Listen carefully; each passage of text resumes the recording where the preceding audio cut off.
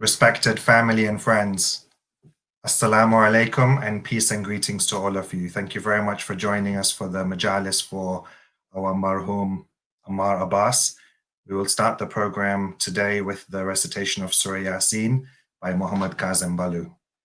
Please welcome him with a salawat ala Muhammad wa ala Muhammad.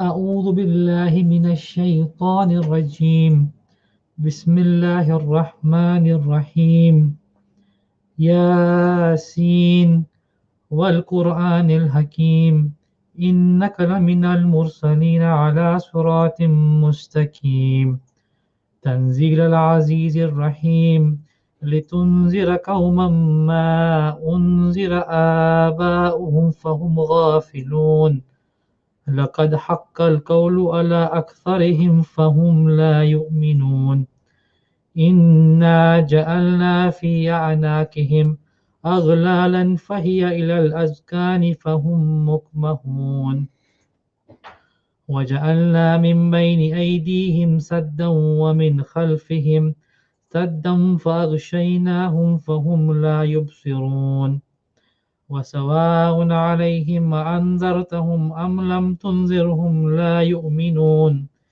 إنما تنذر من اتبع الذكر وخشي الرحمن بالغيب فبشره بمغفرة وأجر كريم إنا نحن نحيي الموتى ونكتب ما قدموا وآثارهم وكل شيء أحصيناه في إمام مبين واضرب لهم مثلا أصحاب القرية إذ جاءها المرسلون إذ أرسلنا إليهم اثنين فكذبوهما فعززنا بثالث فقالوا إنا إليكم مرسلون قالوا ما أنتم إلا بشر مثلنا وما أنزل الرحمن من شيء إن أنتم إلا تكذبون قالوا ربنا يعلم إنا إليكم لمرسلون وما علينا إلا البلاغ المبين قالوا إنا تطيرنا بكم لئن لم تنتهوا لنرجمنكم وليمسنكم منا عذاب عليم قالوا طائركم معكم أئن ذكرتم بل أنتم قوم مسرفون وجاء من أقصى المدينة رجل يسعى قال يا قوم اتبعوا المرسلين اتبعوا من لا يسألكم أجرا وهم مهتدون وما لي لا أعبد الذي فطرني وإليه ترجعون أأتخذ من دونه آلهة إن يردني الرحمن بضر لا تغني عني شفاعتهم شيئا ولا ينقذون إني إذا لفي ضلال مبين إني آمنت بربكم فاسمعون قيل ادخل الجنة قال يا ليت قومي يعلمون بما غفر لي ربي وجعلني من المكرمين وما أنزلنا على قومه من بعده من جند من السماء وما كنا منزلين إن كانت إلا صيحة واحدة فإذا هم خامدون يا حسرة على العباد ما يأتيهم من رسول إلا كانوا به يستهزئون ألم يروا كم أهلكنا قبلهم من القرون أنهم إليهم لا يرجعون وإن كل لما جميع لدينا محضرون وآية لهم الأرض الميتة أحييناها وأخرجنا منها حبا فمنه يأكلون وجعلنا فيها جنات من نخيل وعناب وفجرنا فيها من العيون ليأكلوا من ثمره وما عملت أيديهم أفلا يشكرون سبحان الذي خلق الأزواج كلها مما تنبت الأرض ومن أنفسهم ومما لا يعلمون وآية لهم الليل نسلخ منه النهار فإذا هم مظلمون والشمس تجري لمستقر لها ذلك تقدير العزيز العليم والقمر قدرناه منازل حتى عاد كالأرجون القديم لا الشمس ينبغي لها أن تدرك القمر ولا الليل سابق النهار وكل في فلك يسبحون وآية لهم أنا حملنا ذريتهم في الفلك المشحون وخلقنا لهم من مثله ما يركبون وإن نشأ نغرقهم فلا صريخ لهم ولا هم ينقذون إلا رحمة منا ومتاعا إلى حين وإذا قيل لهم اتقوا ما بين أيديكم وما خلفكم لعلكم ترحمون وما تأتيهم من آية من آيات ربهم إلا كانوا عنها معرضين وإذا قيل لهم أن أنفقوا مما رزقكم الله قال الذين كفروا للذين آمنوا أنطعم من لو يشاء الله أطعمه إن أنتم إلا في ضلال مبين ويقولون متى هذا الوعد إن كنتم صادقين ما ينظرون إلا صيحة واحدة تأخذهم وهم يخصمون فلا يستطيعون توصية ولا إلى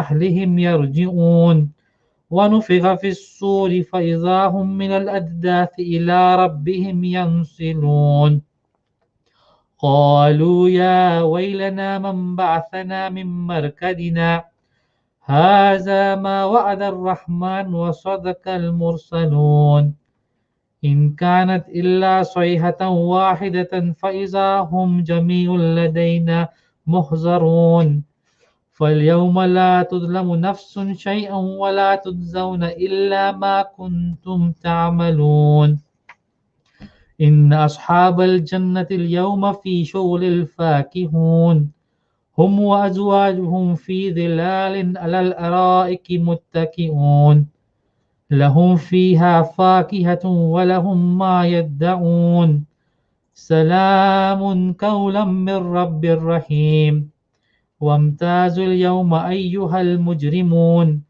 ألم أحد إليكم يا بني آدم أن لا تعبدوا الشيطان إنه لكم عدو مبين وأن اعبدوني هذا صراط مستقيم ولقد أضل منكم جبلا كثيرا أفلم تكونوا تعقلون هذه جهنم التي كنتم توعدون اصلوها اليوم بما كنتم تكفرون اليوم نختم على أفواههم وتكلمنا أيديهم وتشهد أرجلهم بما كانوا يكسبون ولو نشاء لطمسنا على مكانة على أعينهم فاستبقوا الصراط فأنا يبصرون ولو نشاء لمسخناهم على مكانتهم فما استطاعوا مضيا ولا يرجعون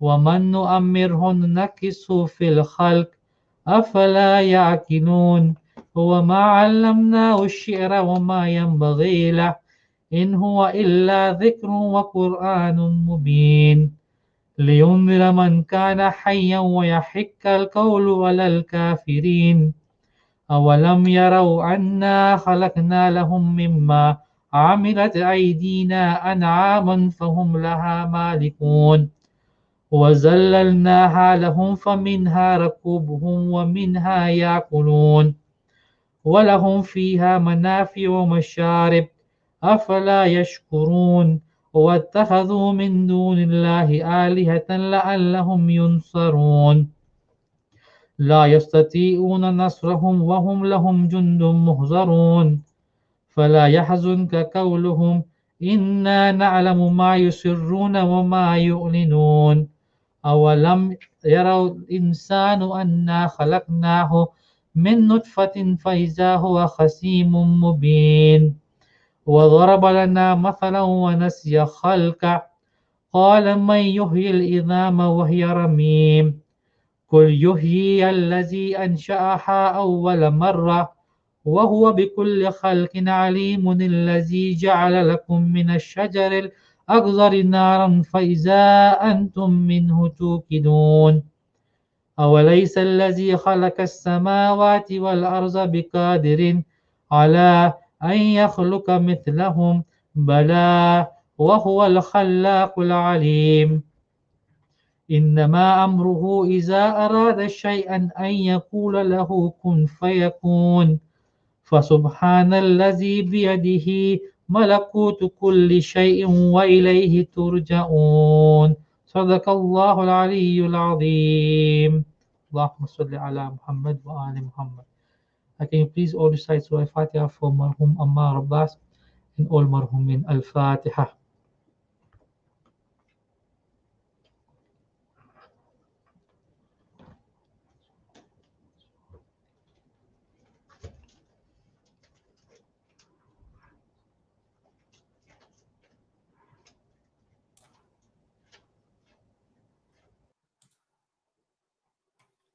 Thank you very much, Muhammad Kazim, for the recitation of Surah Yasin. We will now have the recitation of Hadith Kisa, which is the event of the clerk, or Muhammad wa ala Muhammad Salawat.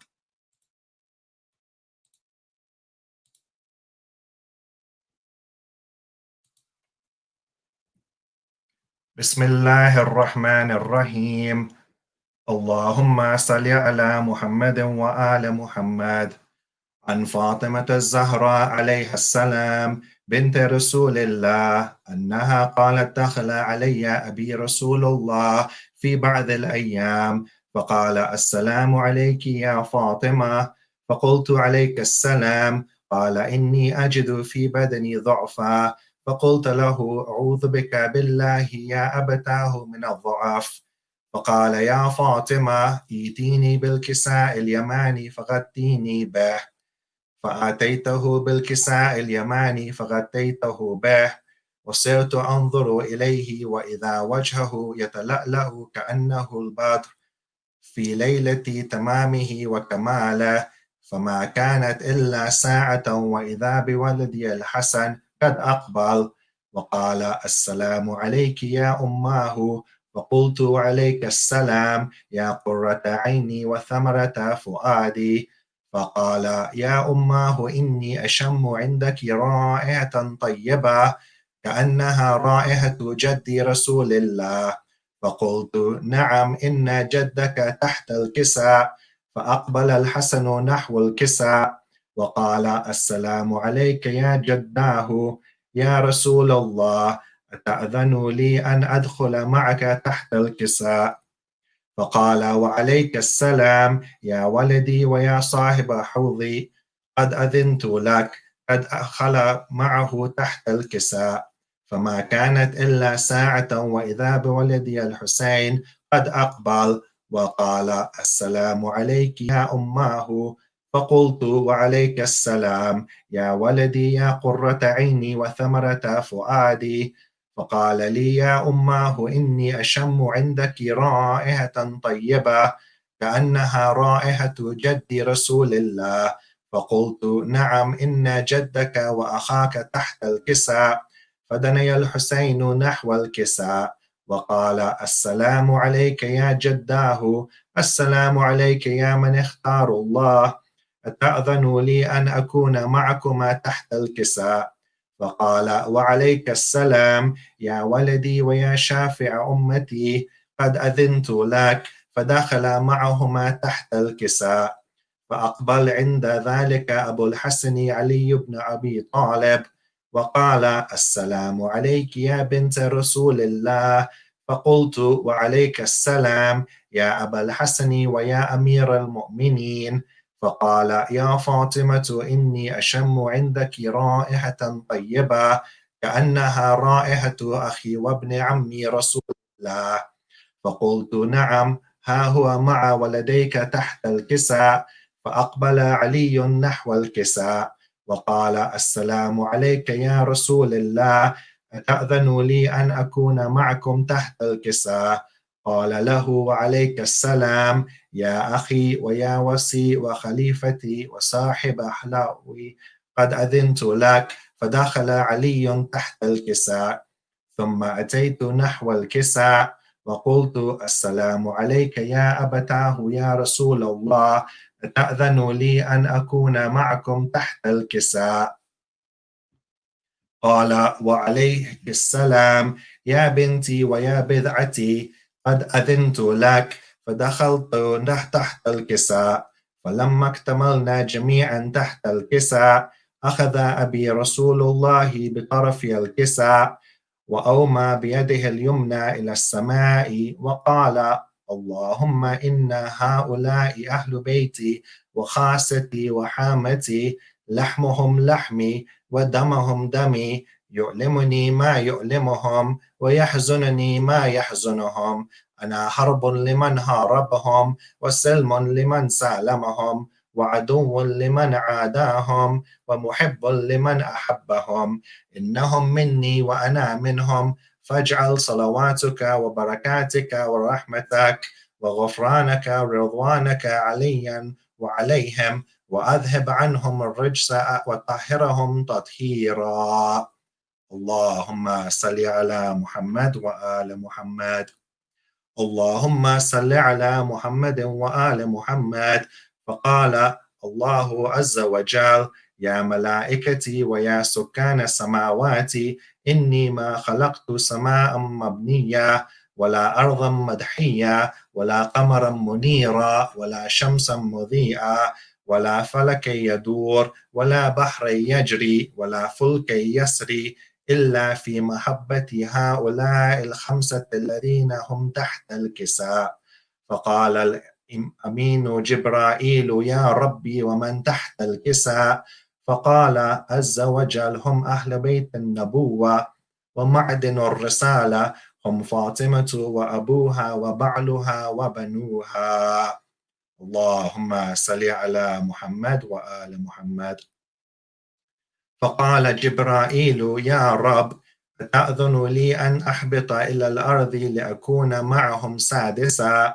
فقال الله نعم قد أذنت لك. فهبط الأمين جبرائيل وقال السلام عليك يا رسول الله العلي الأعلى يقرؤك السلام ويخصك بالتحية والإكرام ويقول لك وعزتي وجلالي إني ما خلقت سماء مبنية ولا أرضا مدحية ولا قمرا منيرا ولا شمسا مضيئة ولا فلك يدور ولا بحر يجري ولا فلك يسري إلا لأجلكم ومحبتكم وقد أذن لي أن أدخل معكم فهل تأذن لي يا رسول الله؟ فقال رسول الله وعليك السلام يا أمين وحي الله إنه نعم قد أذنت لك.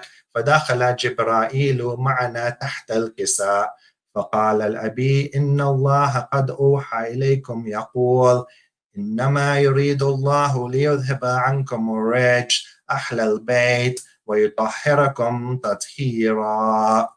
اللهم صل على محمد وآل محمد. فقال علي لأبي يا رسول الله أخبرني ما لجلوسنا هذا تحت الكساء من الفضل عند الله. فقال النبي صلى الله عليه وآله والذي بعثني بالحق نبيا واصطفاني بالرسالة نجيا ما ذكر خبرنا هذا في محفل من محافل أهل الأرض وفيه جمع من شيعتنا ومحبينا إلا ونزلت عليهم الرحمة وحفت بهم الملائكة واستغفرت لهم إلا أن يتفرقوا. فقال علي عليه السلام إذا والله فزنا وفاز شيعتنا ورب الكعبة. فقال أبي رسول الله صلى الله عليه وآله يا علي والذي بعثني بالحق نبيا واصطفاني بالرسالة نجيا ما ذكر خبرنا هذا في محفل من محافل أهل الأرض وفيه جمع من شيعتنا ومحبينا وفيهم محموم إلا وفرج الله هما ولا مغموم إلا وكشف الله غما ولا طالب حاجة إلا وقضي الله حاجته فقال علي عليه السلام إذا والله فزنا وسعدنا وكذلك شيعتنا فازوا وسعدوا في الدنيا والآخرة ورب الكعبة اللهم صل على محمد وآل محمد. Please can I request the Surah Fatiha?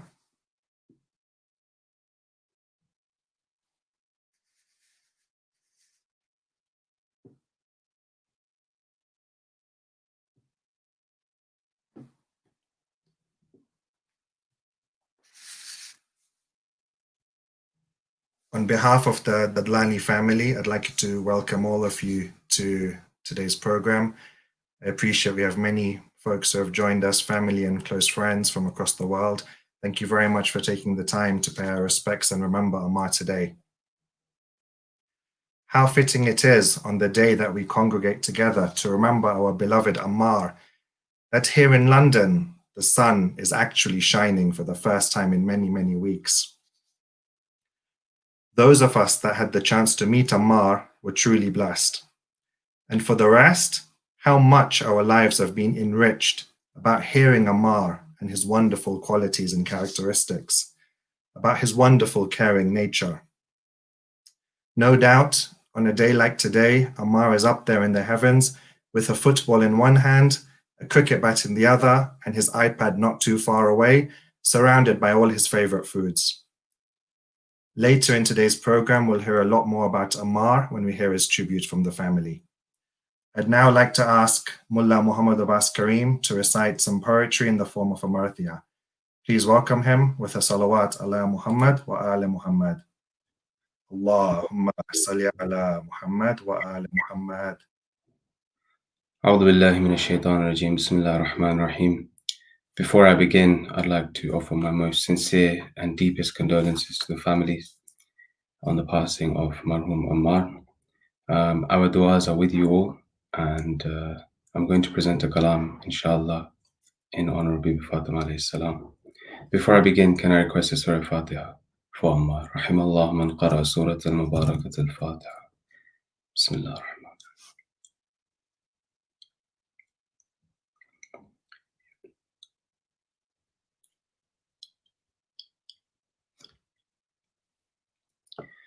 بر محمد وآل محمد بلندر صلوات اللهم صل على محمد وآل محمد وعجل فرجهم. ہم تیری عطاؤں کے طلبگار ہیں بیبی، ہم تیری عطاؤں کے طلبگار ہیں بیبی، ہم آپ کے بچوں کے عزادار ہیں بیبی، ہم تیری عطاؤں کے طلبگار ہیں بیبی، ہم آپ کے بچوں کے عزادار ہیں بیبی، کب ہوگی بھلا پوری دلوں میں ہے یہ حسرت، کرنی ہے ہمیں آپ کے روزے کی زیارت، کرنی ہے ہمیں آپ کے روزے کی زیارت، ہم روزہ شبیر کے زوار ہیں بیبی، ہم آپ کے بچوں کے عزادار ہیں بیبی، ہم تیری عطاؤں کے طلبگار ہیں بیبی، ہم آپ کے بچوں کے عزادار ہیں بیبی،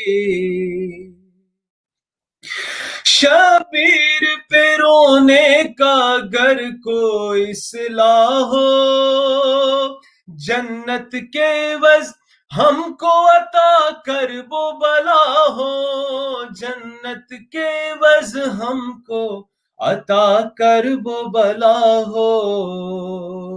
گر خلد کے ہم لوگ بھی حقدار ہیں بی بی، ہم آپ کے بچوں کے عزادار ہیں بی بی. یا سیدہ یا فاطمہ، یا سیدہ یا فاطمہ. کوئی بھی مصیبت کبھی نزدیک نہ آئے، دنیا کا کوئی غم نہ کبھی ان کو ستائے، دنیا کا کوئی غم نہ کبھی ان کو ستائے. جو لوگ شہیدین کے غم خوار ہیں بی بی، ہم آپ کے بچوں کے عزادار ہیں بی بی، ہم تیری عطاؤں کے طلبگار ہیں بی بی، ہم آپ کے بچوں کے عزادار ہیں بی بی. سجاد کا صغرا کا تمہیں واسطہ دے کر آتی ہے دعا ایک یہی سب کے لبوں پر، آتی ہے دعا ایک یہی سب کے لبوں پر. دے ان کو شفا، دے ان کو شفا لوگ جو بیمار ہیں بی بی، دے ان کو شفا لوگ جو بیمار ہیں بی بی، ہم آپ کے بچوں کے عزادار ہیں بی بی. عباس علمدار کے بازو کی قسم ہے، وہ ہاتھ رہے باقی اٹھاتا جو علم ہے، وہ ہاتھ رہے باقی اٹھاتا جو علم ہے. بچے بھی ہمارے تو علمدار ہیں be be,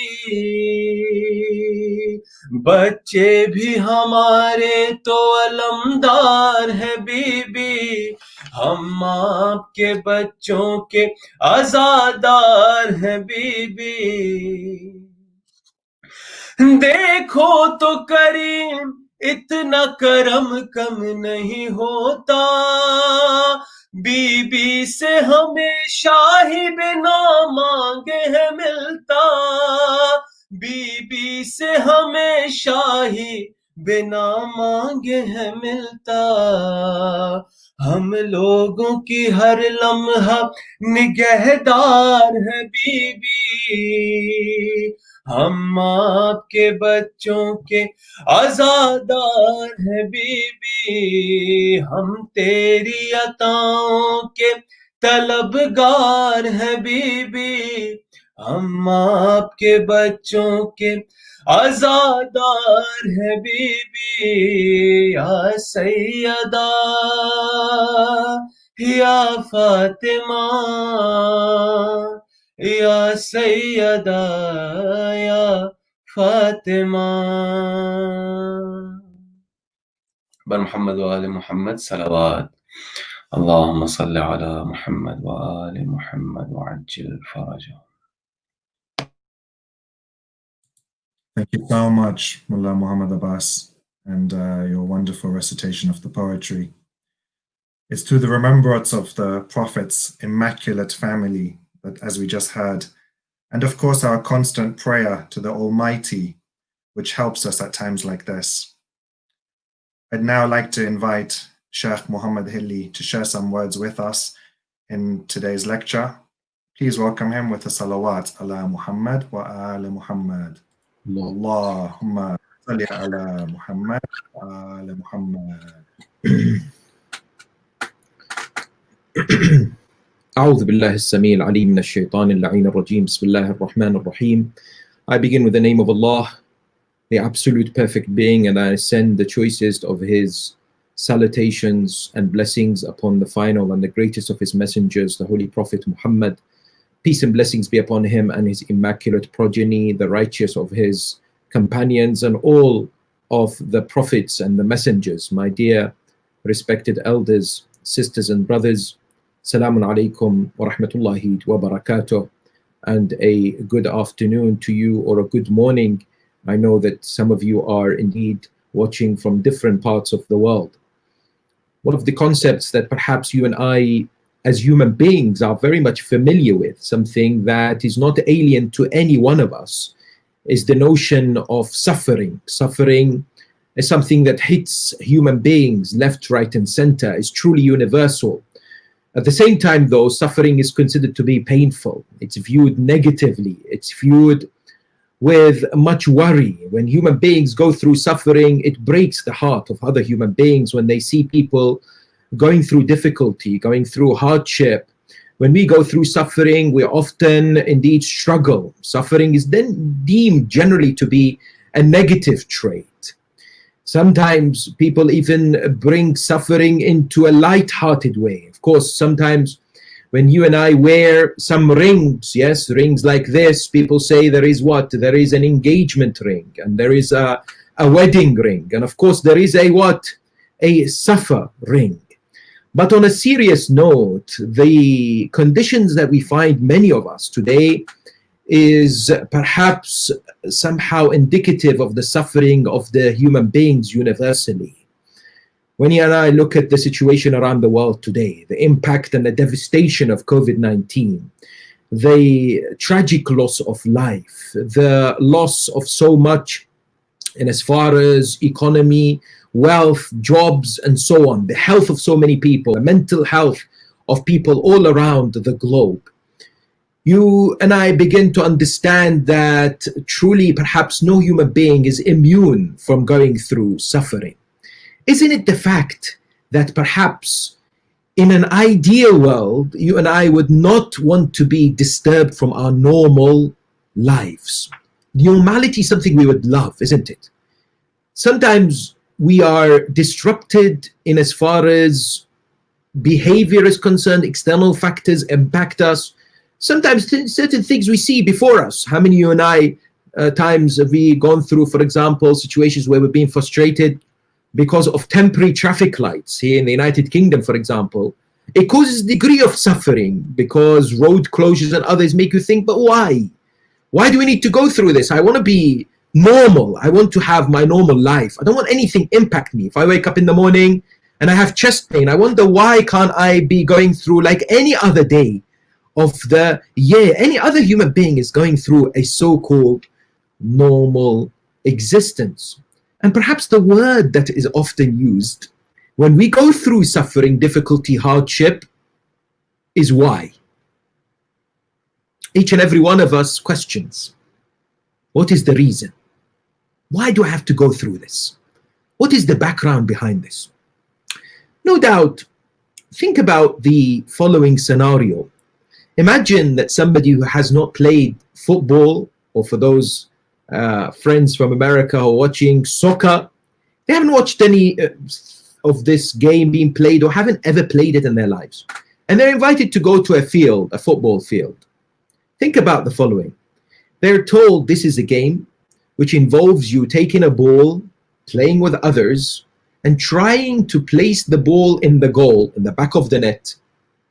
And so, Bismillah, here we go, play this game. Imagine if this individual starts to play, but then reaches the lines, you know, the lines that would cause normally a throw-in or a goal kick, for those of you, I'm sure most of you know about the game of football, but he passes them and he continues playing. All of a sudden they say to him, hold on. It's out of play now. You need to, what? Get back in play. Then he wonders, can I pick up the ball in my hands and run with it? They say, no. You have to use your feet. After a while, having heard all these laws and limitations and instructions, he stops. He looks around and says, I don't like this game. There's too many laws. There's too many instructions. Can I not just play it normally the way I want to? I want to do do it the way I want to. Why do you have to say that when the ball leaves the pitch, the game stops? Why? Why can't we just allow things to flow normally? When we come to the religion of Islam, my dear friends, my dear sisters and brothers and friends, the focus, the ethos, the essence of the Quran is on this notion of suffering. There is so much highlighted because, I tell you, any one of us watching this afternoon or this morning or this evening, have they not been impacted somehow during their lifetimes? Have we not gone through something that has caused us excruciating pain or difficulty or hardship? Lost a loved one, lost our businesses, gone through suffering as far as illness is concerned, or any other thing. Some of us, just by observing who was the president of the United States over the last 4 years, suffered quite a bit, didn't we? But the emphasis that is found in the Quran is this, that every individual is part of this process. Nobody is immune. Nobody is excluded. God the Almighty states in the Holy Quran, Bismillahir Rahmanir Rahim, أَحَسِبَ النَّاسُ أَن يُتْرَكُوا أَن يَقُولُوا آمَنَّا وَهُمْ لَا يُفْتَنُونَ. Do people think that I'm going to leave them, God says, without testing them, without making them go through hardship, difficulty, some form of suffering? Now, therefore, the first realization that emerges, my dear friends, is this. It's all from God, no doubt. Because some people might come forward and say, this is the work of Satan. This is the impact of human beings. God has nothing to do with it whatsoever. Wrong. Everything is from God. And I mean what I say as far as the Islamic teachings is concerned. When we say it's from God, what do we mean? We mean He is the absolute cause of everything. He brings it into existence. He allows it to happen. Yes, loss of life from God. Loss of wealth from God. Coronavirus from God, no doubt. Now, some people might say, hold on. This doesn't at all sit well with me. Why? I thought God is merciful. I thought God is kind. I thought God is all loving and compassionate. So what happens? How can I reconcile the very negative notion of pain and suffering with the love and the merciful nature of the absolute perfect being, God the Almighty? Difficulty will strike in the minds of many, because for them these two notions are very much in conflict. There seems to be a dichotomy in discussing and understanding this notion. That's where, my dear friends, my dear brothers and sisters, we need to take a step back and just ask ourselves this question. Do we view things the way God views it or not?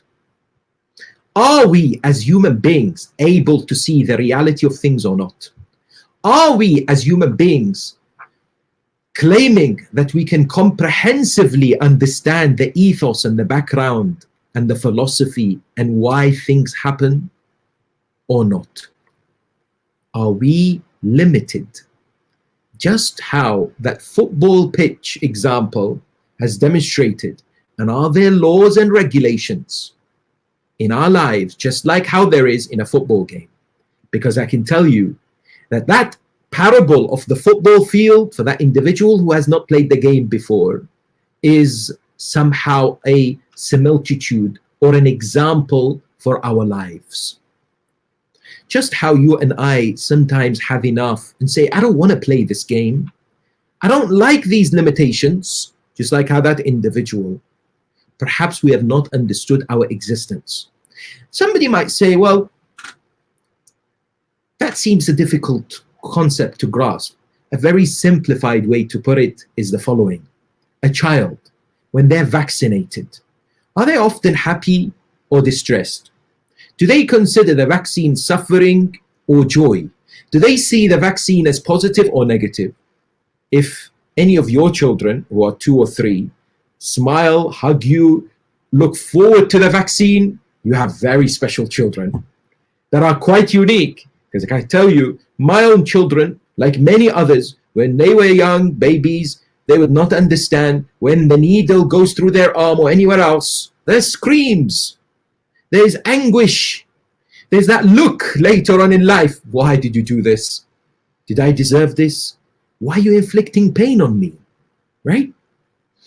Because the parents and the doctor understand, but the child doesn't. The child is oblivious of the benefits of the vaccination, the protection of the vaccination, the need of the vaccination. All they can feel is the pain of the vaccination. That is why, my dear friends, there is a concept known as relative suffering. We just don't see. We just don't know.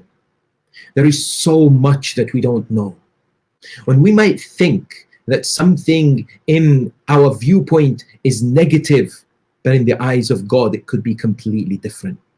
And this is the Islamic belief, because the Quran says in Surah Baqarah, Bismillahir Rahmanir Rahim, Asa an takrahu shay'an wa huwa khayrun lakum, wa asa an tuhibbu shay'an wa huwa sharrun lakum. You may dislike something but it's good for you, and you may like something but it's bad for you. Wallahu ya'lamu wa antum la ta'lamun. Allah knows, but you do not know. And this is the most sweetest realization, my friends. The concept of submission to the will of God. The concept of being satisfied with the commands of God, because He is the creator. He knows everything happens for a purpose, and He has created everything for a purpose. There is no doubt in our mind as believers that God is just. No doubt. And if the fact that He's just is something that we believe in, everything in this existence is from His justice. Do you agree? Because how can there be anything that is His creation that is not just? Anything that, of course, He allows, and it's everything, must be some form of justice to it. We may not fathom, we may not appreciate, we may not understand, but the reality is much deeper. Now, somebody might ask the question, do you have a story from the Quran that illustrates this beautifully? Yes.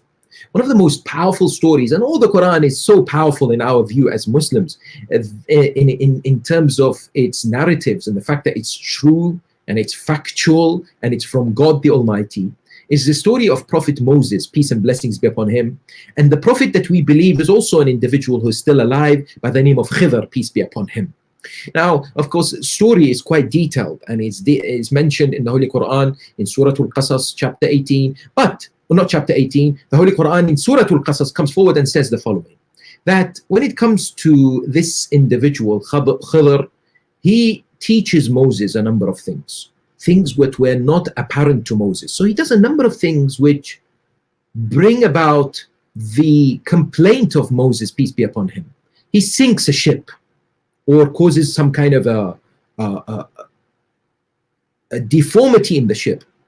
He treats people who mistreated them in a good manner, right? And finally, he does something which, of course, most of us would find disturbing. On their journey together, this is Prophet Moses and Khidr, you've all heard it, those who are familiar with the Quran, they're walking together and they find a group of children playing. When they find them playing, Khidr, in front of Moses, grabs a 14-year-old boy, takes him away from the rest of them, and without anything, without no intimidation, without any warning perhaps, he kills him. Moses has had enough by that point. He says, how can you kill an innocent child? He hasn't done anything. You've just gone about and you've just murdered an innocent child. Now, if this story was not in the Quran, many will probably object to it. Many will say, hold on. That just does not make sense. This child, he's 14, perhaps even younger. Narrations tell us he's 14. Quran doesn't tell us, tells us he's a child. He had all his life to look forward to. He had, marriage and working and attaining success and becoming old with his grandchildren. Yet all this was taken away. What crime has he committed? What did he do wrong? Nothing. Absolutely nothing.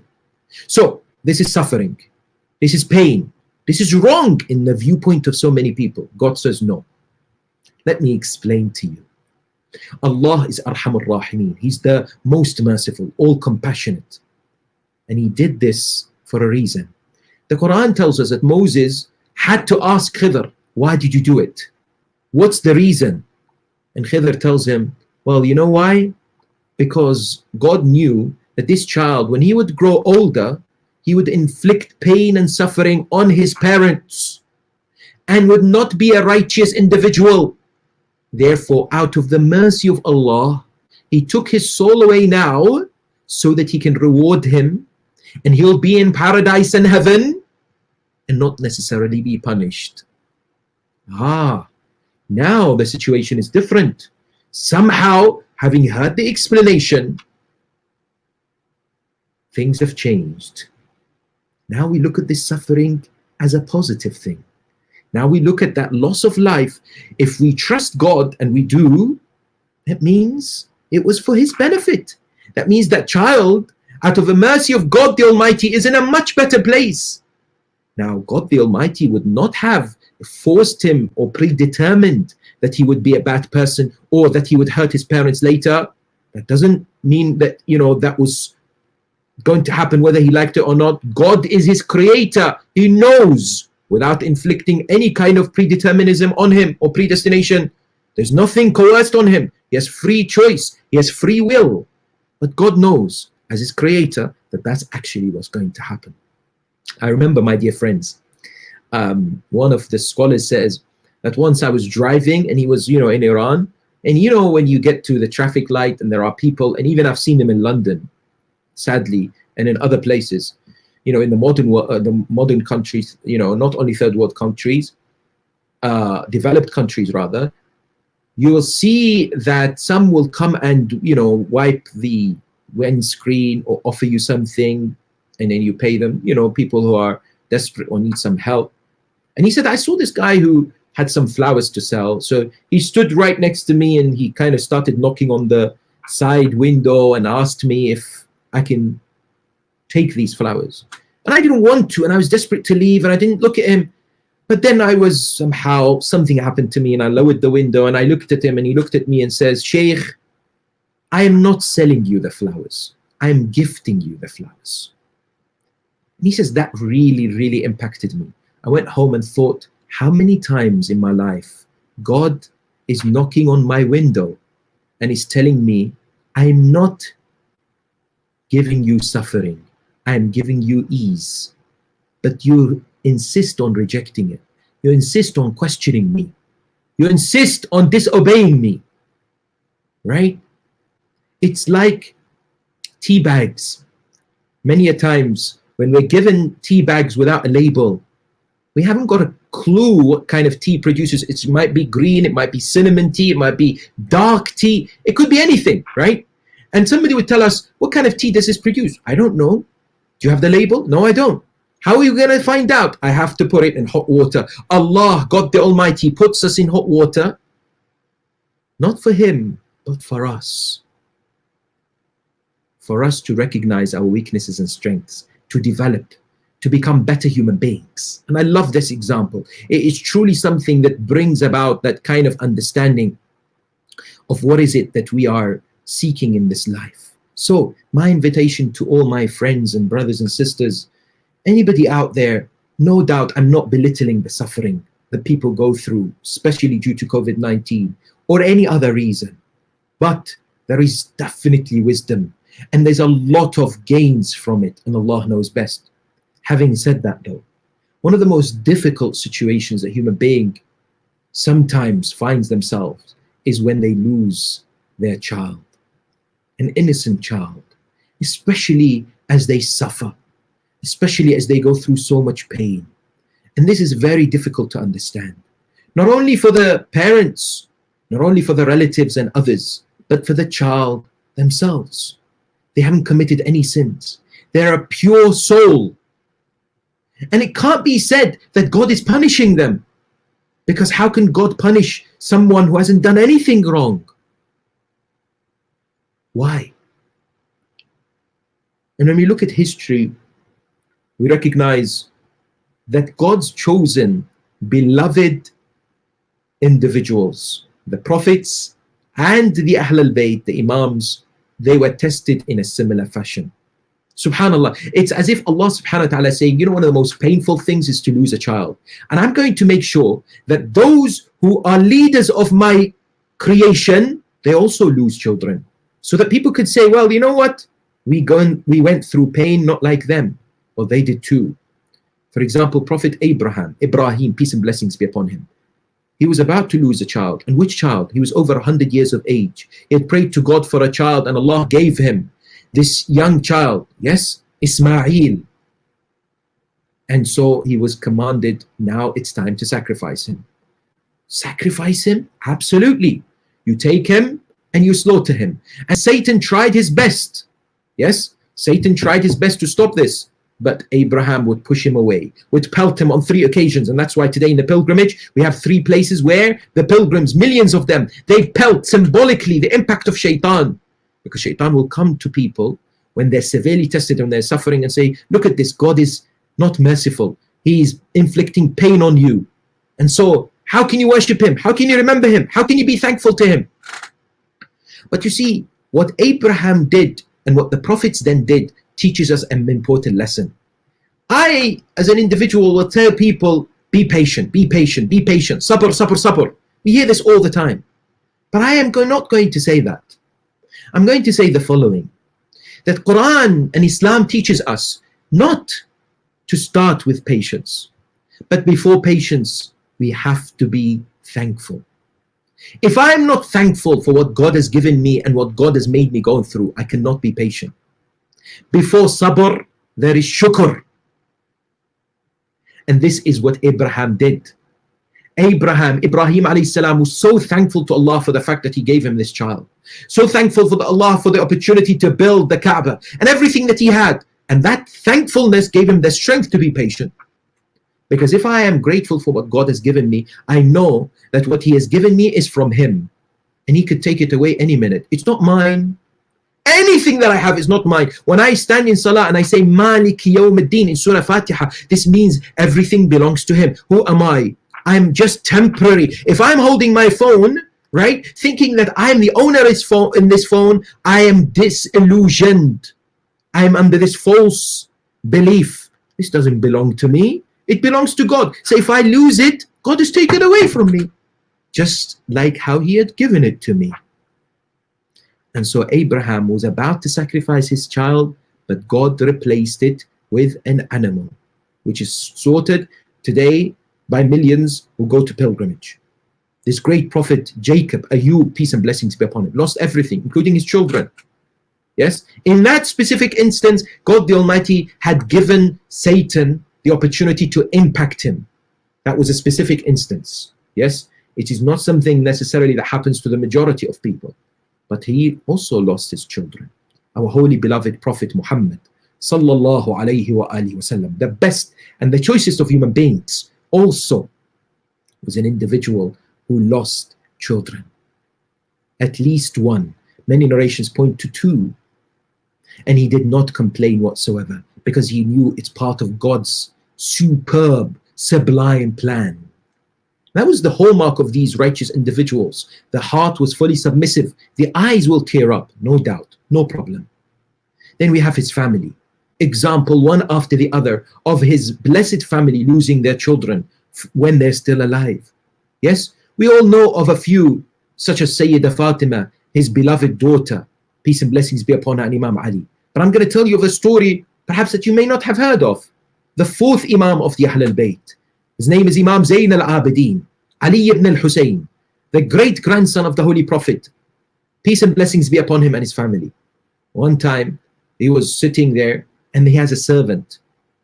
And the slave was carrying this stick, metal stick that usually they use, even today, to prepare barbecue, like meat and so on, to place it, and to turn it around. So, unfortunately, he was running with it and there was a young child, a son of Imam Zayn al-Abidin. Sadly, this somehow fell on him, it was hot, or somehow he stabbed him and he died there and then.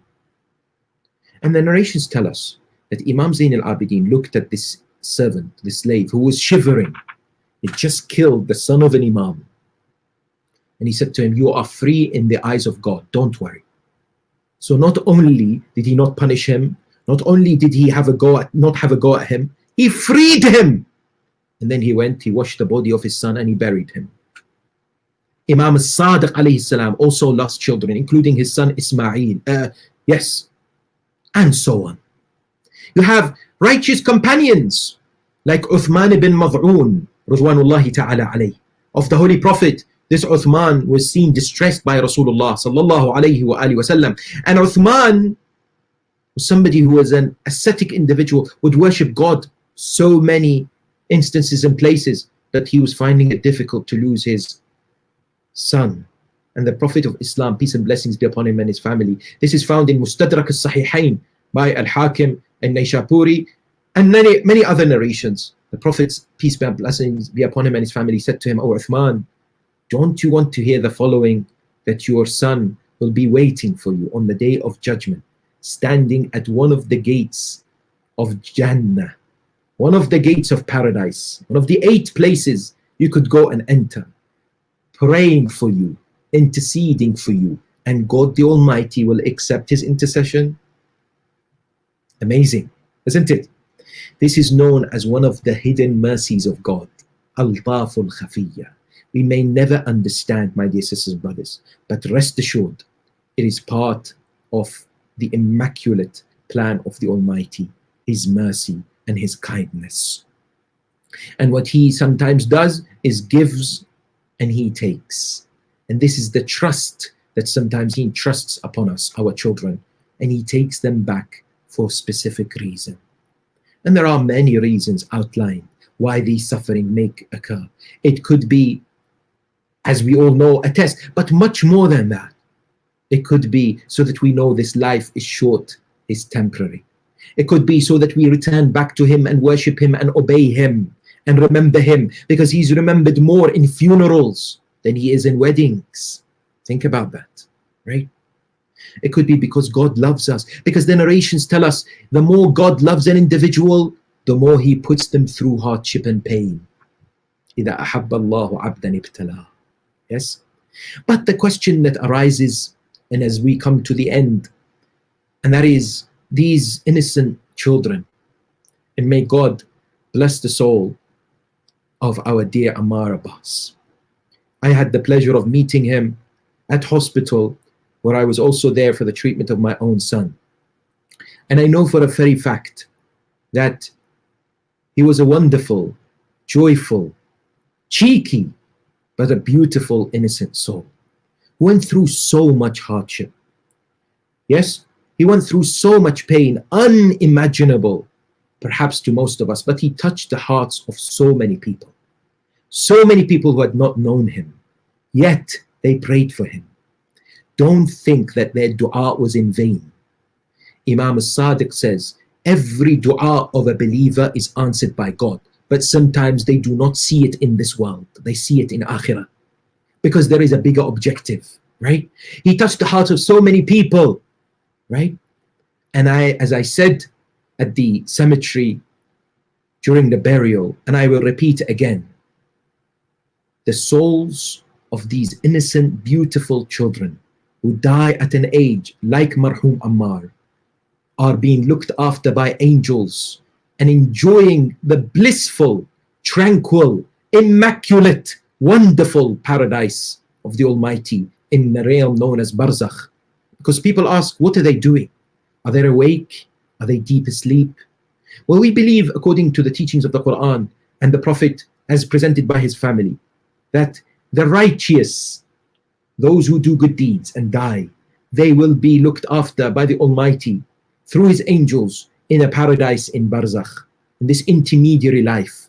They will enjoy everything that they wish. That includes the children who die and they have not committed any sins before the age of what? Taklif, responsibility and puberty. They die and they are what? Constantly in a blissful state. There is no day and night in that realm. There is pure and absolute enjoyment. If we can say 24/7. Yes, if we can say, right? And can they hear the supplications and the remembrance? Yes, sometimes. If God the Almighty wants them to, he will make them. Sometimes though, God the Almighty may not, in certain occasions, for their benefit, right? For their benefit. But in some other occasions, yes, especially we are told when their graves are visited. when people gift them with Surah Al-Fatiha, Quran, righteous deeds, something that they will even get much more than what they are getting. Yes? And God is also merciful.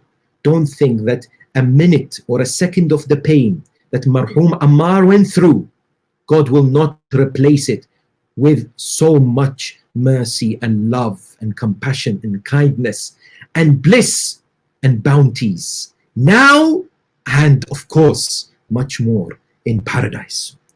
And this is where I feel it is wonderful to remember and to continue the legacy and the remembrance of Ammaar, for example, in some charitable deed, something that will have his name on it, something which is a memorial or a good deed that will continue to bless him, his parents, and all those who contribute and take part in something which will what? Which will bring happiness to all. And my dear friends, my dear sisters and brothers, you want to understand suffering in its real essence, there is one place to go. That is Karbala and the day of Ashura. I ask you to reflect on an important statement that many of us have heard, but to me is the best statement outside the Quran that tell us what suffering is. If you ask me one line, the best statement mentioned in as far as what suffering is, I direct you to the daughter of Ali and Fatima, and to the sister of Hassan and Hussein, and the granddaughter of Rasulullah, Zainab al-Kubra, who said, "Ma ra'aytu illa jamila." I have not seen anything but beauty. Is there anyone who saw what Zainab saw? Is there anyone who witnessed calamities like Zainab? She is referred to as Ummul Masa'ib, the mother of calamities. You tell me how she witnessed, and she was young, the loss of her mother in the most tragic of ways. 18 years of age, Fatima al-Zahra, peace be upon her, leaves this world. And Zainab had to go through being an orphan.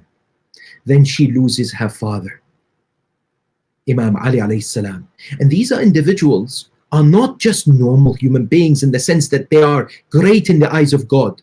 She then loses her brother, Imam al-Hassan, peace be upon him, one of the chief youth of paradise, and not just in normal circumstances, and through betrayal, where poison spreads throughout his body, where he has to vomit out his own liver. Then come to Karbala. O Zainab, what did you see?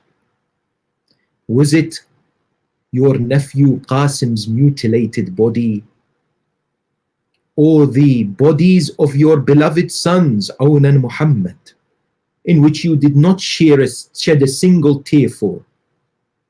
Or was it the arrow in the neck of Asghar, the 6-month-old slaughtered baby of Imam al-Hussein? O Zainab, you saw all this, and then you saw that man pull the beard of Hussein and take the dagger and sever his head. You saw the chest of your beloved brother being crushed under the hooves of the horses. You saw his head being placed on a spear, paraded from one place to another. You saw the tents being set on fire. You saw your own hijab taken away. You saw your own children chased on the plains of Karbala. You saw yourself and your family members chained and whipped from one city to another. You saw the enemies poking the beloved face of your brother Hussein. You saw all these calamities. You saw all this suffering. And your heart would say, and your soul said, and your tongue courageously mentioned, I have not seen anything but beauty. Inna lillah wa inna ilayhi raji'un. وسيعلم الذين ظلموا أي منقلب ينقلبون والعاقبة للمتقين وإنا لله وإنا إليه راجعون. On this gathering, let us raise our hands, all of us, each and every individual, We've all gone through hardship, pain, and suffering. But at the same time, we remember fondly the memories of our dear beloved, beautiful Ammaar Abbas. May Allah subhanahu wa ta'ala encapsulate him with his love and mercy and compassion. You know, beautifully at the cemetery, something that really touched my heart. I spoke to his brother Mikhail and I said to him, where do you think Ammaar is today? We've just buried him. And he said, I think he's with Fatima to Zahra. And I swear to God that brought tears to my eyes. And it does every time. And what a beautiful thought that Sayyida Fatima is with him now, looking after him, being with him, and the Ahl al-Bayt alayhim salam. Ya Allah, grant us the opportunity to be with these holy individuals. Grant the family of Ammaar, our beloved Marhum, patience and strength. May Allah subhanahu wa ta'ala reward them for their endurance, for their commitment, for their patience all this time. Especially the parents, Mahdi and Nahid. May Allah subhanahu wa ta'ala grant them and reward them, and indeed replace this tragedy and this suffering with bounty and bliss, inshallah. Let us all remember Marhum Ammaar and all your Marhumeen with Suratul Mubarakatul Fatiha.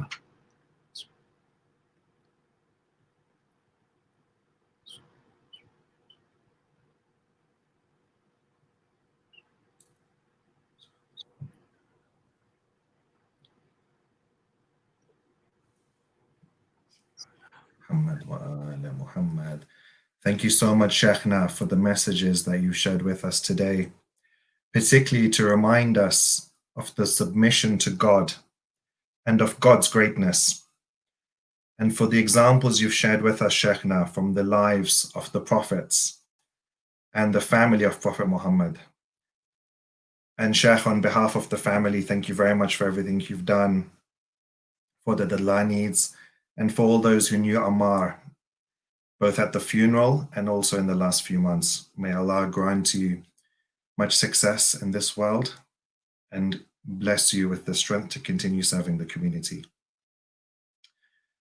Mehdi and his family will now share a tribute to Ammaar. We will first hear from Ammaar's older brother, Mikhail.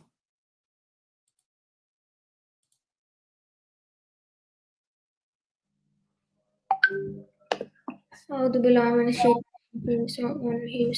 alaikum, everyone. Today I would like to recite a poem to commemorate the passing of my dear brother Ammaar Dadlani. The poem is called I'm Free. Don't grieve for me, for now I'm free. I'm following the path God laid for me. I took his hand when I heard him call. I turned my back and left it all. I could not stay another day to laugh, to love, to work or play. Tasks left undone must stay that way. I found my place at the close of day. If parting has left a void, then fill it with remembered joys. A friendship shared, a laugh, a kiss. Ah yes, these things I too shall miss. Be not burdened with times of sorrow. I wish you sunshine of tomorrow. My life was short, but please don't be sad. If you realize where I was, you'd be so glad. Perhaps my life seemed all too brief. Don't lengthen it now with undue grief. Lift up your heart and share with me. God wanted me now, He set me free. Allahumma salli ala Muhammad wa ali Muhammad.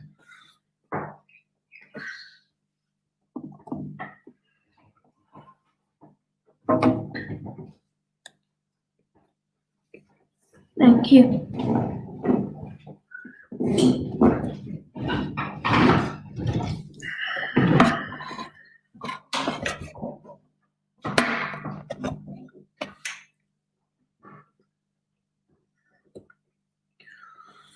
Allahumma salli ala Muhammad wa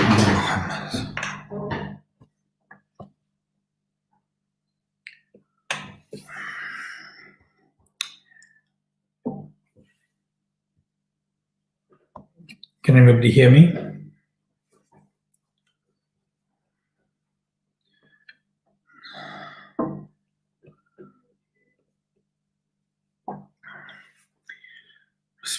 Bismillahirrahmanirrahim. My name is Mitesh Mehdi. I'm Ammar Abbas's father. Thank you all so much for joining us for this program today. I'm just going to say a few words sort of as a kind of tribute to my late son, Ammar Abbas. Please bear with me if I do have a habit of rambling on a little bit, so I will try and keep it short and keep it focused. So please, yeah, just bear with me. Thank you.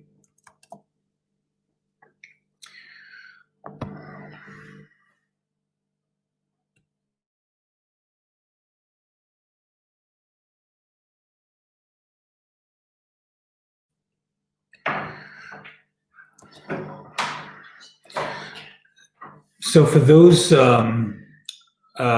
who didn't know Ammar, I just want to summarize in just a few lines who Ammar was.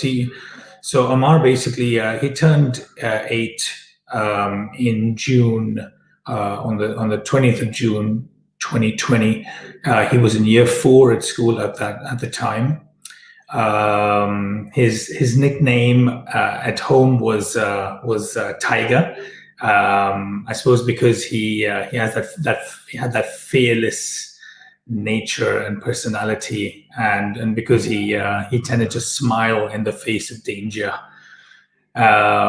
He was extremely cheeky, as Sheikh Hilli rightly mentioned. He had a big personality. He certainly knew what he wanted, and he didn't sit back or take no for an answer.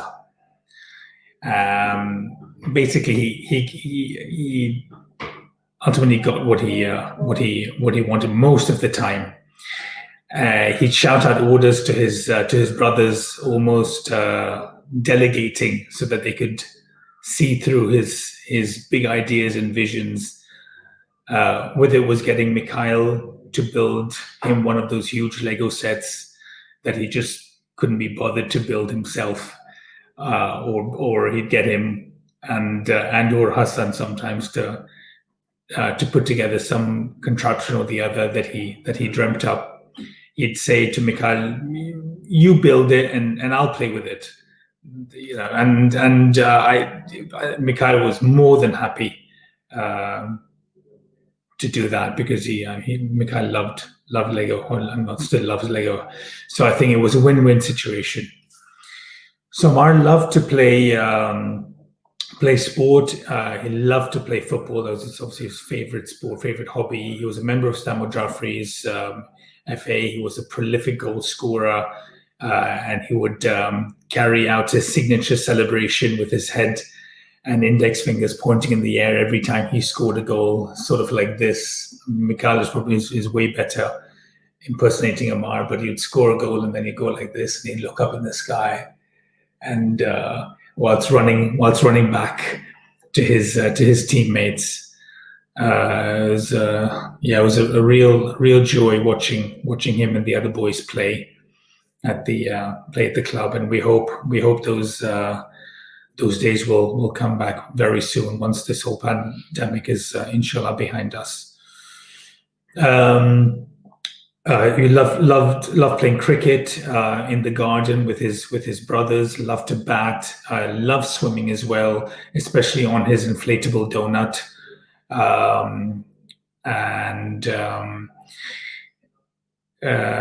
In fact, yeah, that was one of the few things that he enjoyed whilst we were away whilst we were abroad for his cancer treatment. He had this. He got us to buy him a collection of inflatable toys for him that he could enjoy in the swimming pool during our time abroad. So that made him very, very happy. he would look forward to playing Fortnite with his brothers, playing Roblox and Star Wars lightsaber battles with his younger brother Hassan. And he'd love to play football with his brothers in the garden as well. They weren't allowed to tackle him because he had this internal prosthesis in his left leg, and sort of a kink in his leg where he couldn't straighten it. And obviously he had his crutch in his left hand, and so because of all of this, his brothers were banned from tackling him. And that would really infuriate them, especially Mikhail. But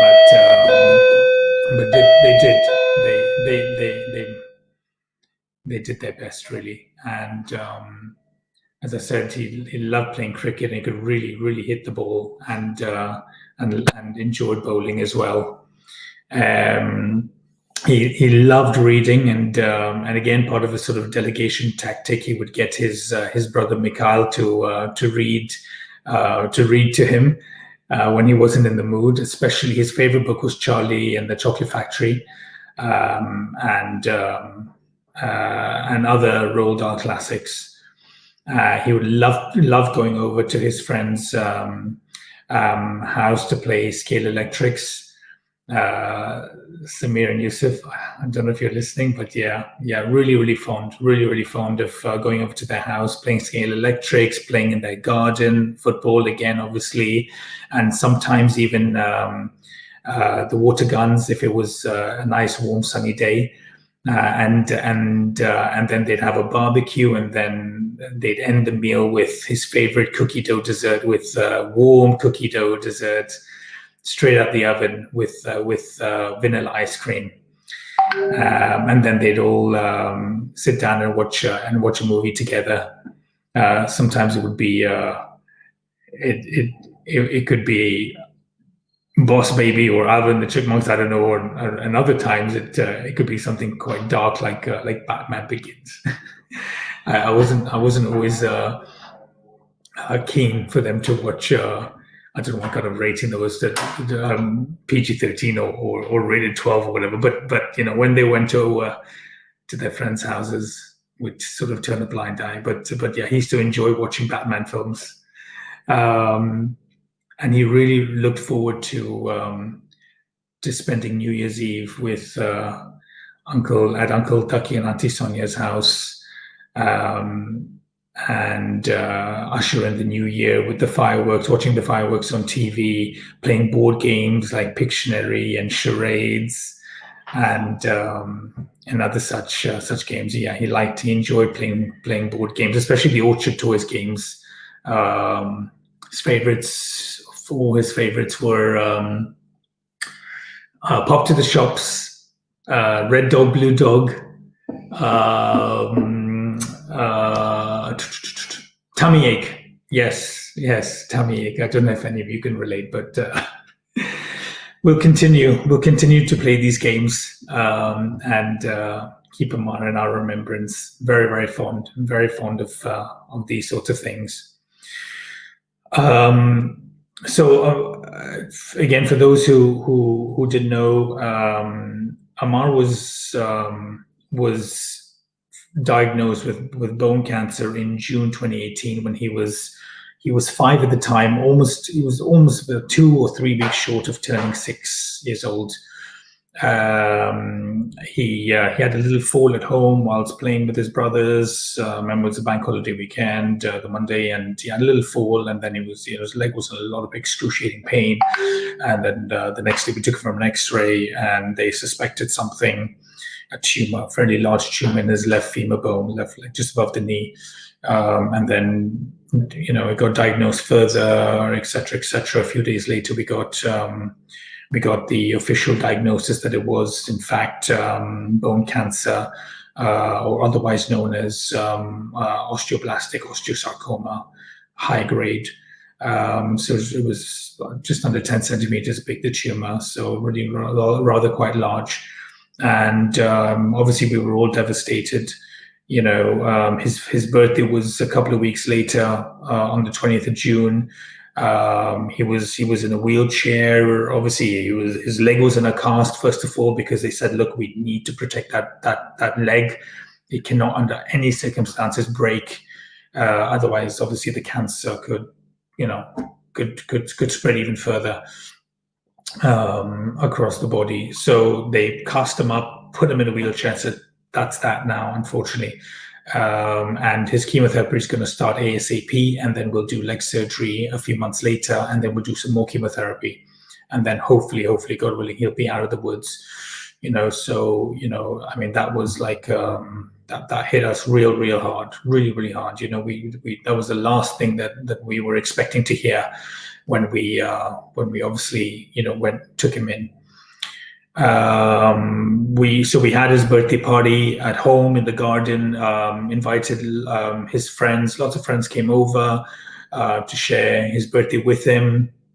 Obviously, unfortunately, he was in the wheelchair, and I don't know what we were thinking, but we had a football party for him. We had the bouncy castle in the garden, and Coach Ammaar, playing football with the kids, and Ammaar, unfortunately, was stuck in the wheelchair, throughout the party. And he said that turned out to be his worst birthday party ever. I don't know what we were thinking, but we didn't have much time, or we weren't in the right headspace.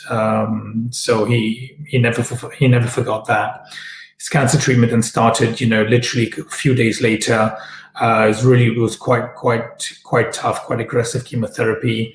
Took him, all the way into sort of July and August, and then mid-September, around the time of my birthday, he had his leg surgery. They had to remove most of his femur bone and replace it with an internal prosthesis.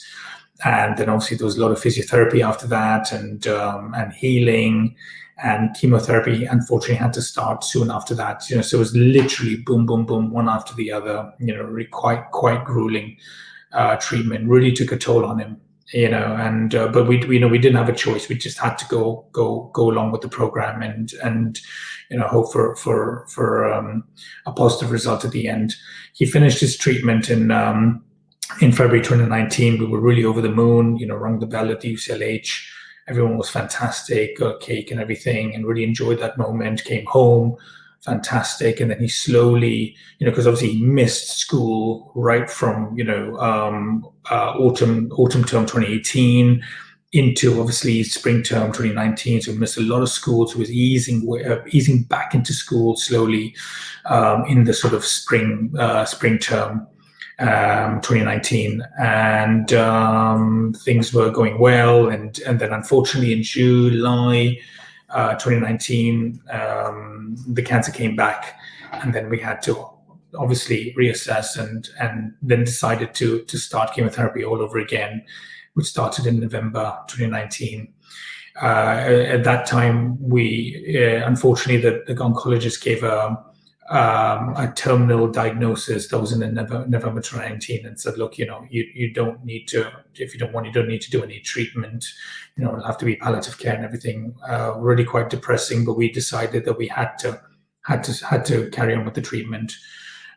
We took him for ziyarah to Najaf and Karbala in November, and then to Mashhad in December.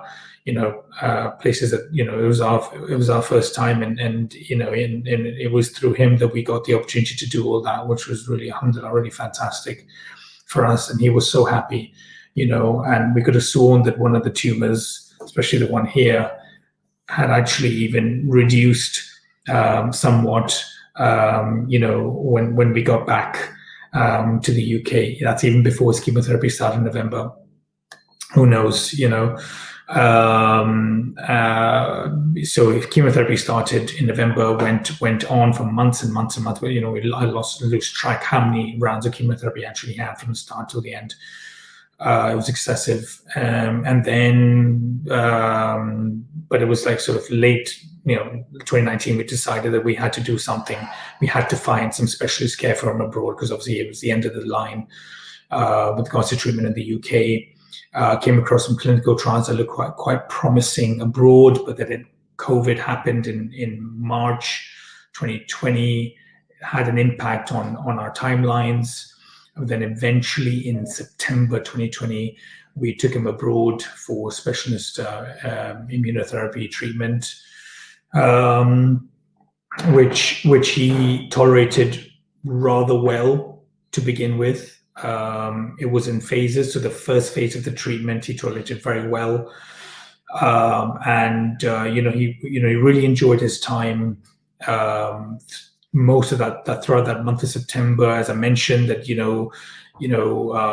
we'd go swimming, and we had all these inflatable toys, the donut and the dinosaur and the flamingo. We had a whole fleet of inflatables. He and his brothers really enjoyed that time together, and he'd even help Hassan with his maths homework, which was a real delight to see. We've got so many videos of our experiences together. Spent a lot of good time together. Then the next round of treatment started in October, and unfortunately, that's when that really took a toll on him and had a real impact on him. Led to a lot of complications.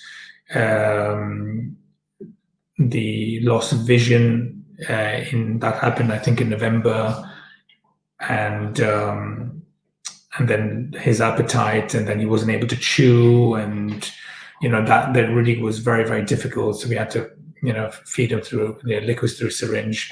But I don't want to go into too much of that. I want to focus on his the good times that we shared, and the good memories, and that's how we would like to remember him.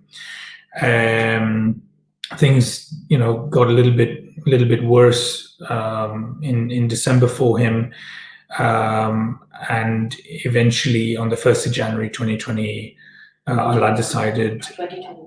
2021. Allah decided that Ammaar had enough, and that he was going to take him back into his lap. Thankfully, Ammaar left us peacefully. It was very traumatic, obviously, but I'm so thankful that we were all together. He had his brothers by his side. He had myself. He had his mom. He had his nanny by his side, and it happened within seconds. I won't go into the details right now. I think I've been rambling on quite a bit already. But Ammaar is now in a better place. He's at peace, no longer in pain, no more cannulas, no more treatment, no more chemo, none of that. I believe he's got his vision back. He can eat again, he can drink again, he can walk again, he can run again, he can do all the things that he wasn't able to do throughout the last few years. We truly believe that he is in a far, far better place. He's happy and he's contented, and we hope he's looking forward to reuniting with us again when the time comes, when Allah decides for that to happen.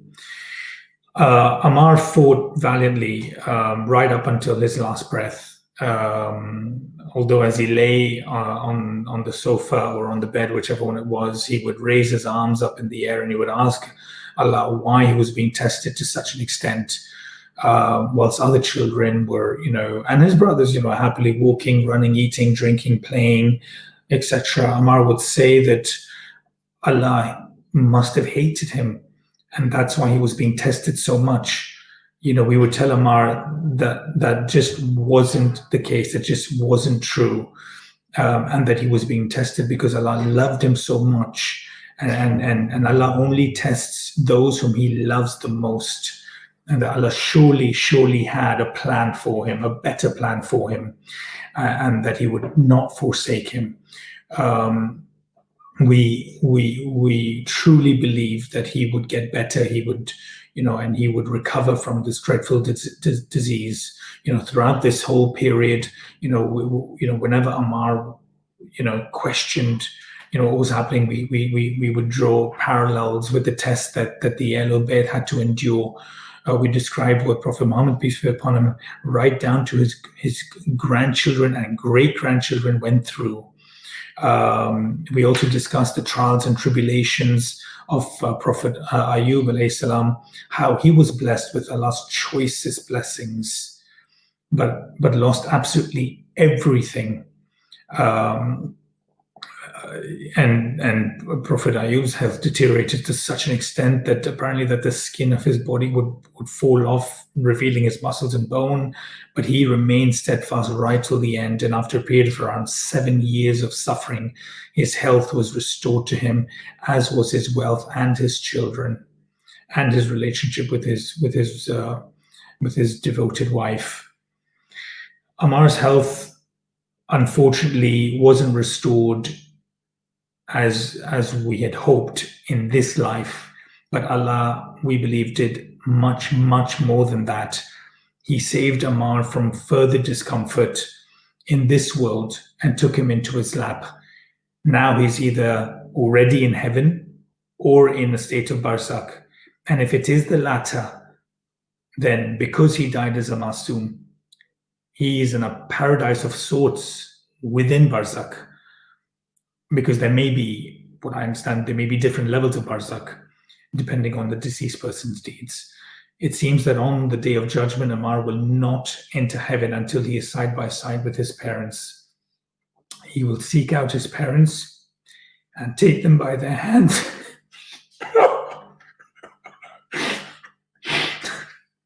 into heaven. And if that's the case, then that's the biggest gift we could ever imagine receiving. Ammar's purpose on this earth, has to be that of countless blessings. He taught us how to smile in the face of adversity. No matter what pain and suffering he went through, he continued to smile.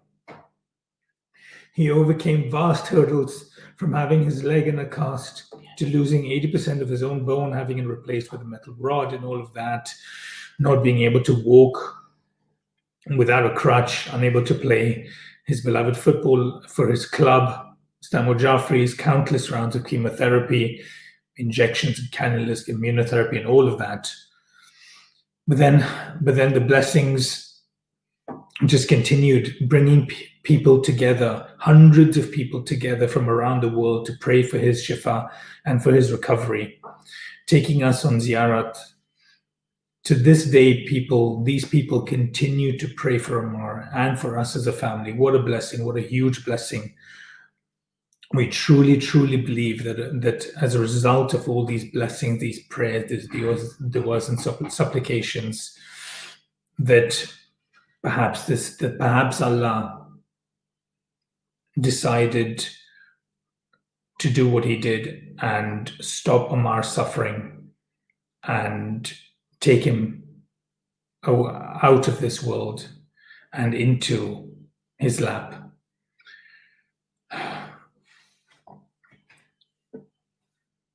Ammaar, all he wanted was to get better. All he wanted was to be a child, to play with his brothers, to be a normal kid. Well, now I believe he's got much more than what he asked for. He's gone straight to heaven, inshallah, where he can do everything that he wasn't able to do on earth. We will forever remember Ammaar and his beautiful smile, his beautiful personality, and the things that he loved, his favorite foods, as I mentioned at the cemetery the other day, Nani spaghetti bolognese, Nani's biryani, he would say biryani, he would say. He loved the American waffles that Nana used to make with strawberries and cream, Auntie Azmina's Oreo pudding, and she even found a way of making a low sugar alternative for him. I can, only Auntie Azmina can give you the recipe. I can't, unfortunately. Auntie Sohefa's carrot cake, love that. His blueberry muffins and hot chocolate, his tea and digestive biscuits. He would love his fruit, his clementines and his watermelon. And we'd religiously, shove 3 glasses of carrot juice down him 3 times a day. And he would look forward to that. He would dread his medication, it could fill a whole cupboard. Especially he would dread his potassium supplement. Obviously, he'd dread the chemotherapy at the hospital, but he would look forward to, the one thing he would look forward to is coming back from the hospital and spending time with his brothers, playing with them, whether on the iPad or the laptops or playing outside in the garden, spending good quality time with his brothers, with his family. That would put a huge smile on his face. He would love cuddling with his mother, giving her loads of kisses. He would stroke her face right up until the last day and tell her he loved her so much. And he'd remark that she did everything for him. She looked after him right up until the end, and she would have carried on serving him for as long as was required. But alas, this was not Allah's plan. He decided it was time to free Ammaar of all his pain and suffering and summon him back up to heaven where he belongs. What is Ammaar's legacy? We would like to do something, do a range of things as a way to remember Ammaar. Perhaps set up a foundation and support causes that were dear to Ammaar and dear to us as a family. Whether it's providing good, clean water for those who cannot access it, whether it's providing cancer treatment for children who cannot afford the treatment, whether it's any other causes that are dear to our heart. What we would like to do is to reach out to all of you who have so kindly prayed for Ammaar and supported him over the years, when the time is right, and help us set up a foundation for Ammaar so that we can fulfill some of these objectives. And at the end of the day, our aim is to reunite with our loved ones in Jannah, in heaven, in paradise. And our aim should be to do what pleases Allah, what pleases God the most. And we believe that this, inshallah, God willing, will help us achieve our goals and our objectives. We thank you all so much for your continued prayers and support over the last few years. It's been difficult, but now we are more at peace, especially now that Ammaar is in a far better place. We thank you all from the bottom of our hearts. May Allah bless you all. May God bless you all abundantly. We pray for shifa for those who are ill, for those who are suffering from COVID, those who are suffering from terminal illnesses, diseases. And we ask Allah, we ask God to bless each and every one of you with good health and peace and prosperity and happiness and success in this life and in the hereafter. Please forgive us if there's anything that we have done or said to hurt any of you.